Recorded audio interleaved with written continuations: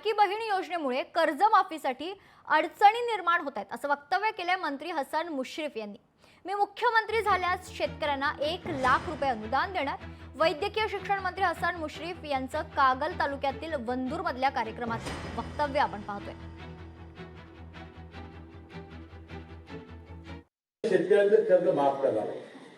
आता शेतकऱ्यांचं आता परिस्थिती थोडी 46,000 कोटी रुपये आमच्या लाडक्या बहिणींना आम्हाला लागलेले त्या वर्षभरामध्ये, आणि काही टग्याने लाडक्या बहिणी म्हणून माणसाचे पैसे घेतले। आज मी टीव्हीवर बघितलं, आमची जरी अडचण असली तरी आम्ही अनेक कर्जमाफी योजना केलेल्या आहे। मी जर मुख्यमंत्री झालो पुढे मागं, तुम्ही मला केला परमेश्वरानं, तर मी काय करेन 50,000 भरला तुला 1 लाख घे। मग आता करा ना, तुमचं सरकार आहे ना, अर्थमंत्री तुमचेच आहेत ना, तुम्ही आश्वासन दिलेलं आहे तुमच्या जाहीरनाम्यात।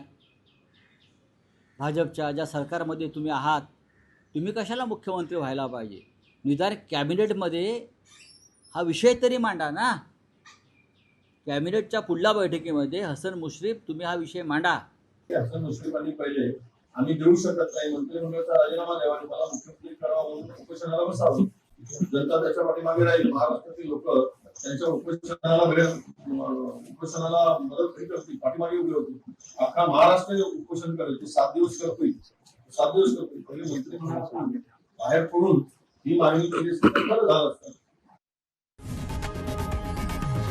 लोकशाही मराठी ऐका, पहा, जागरूक रहा।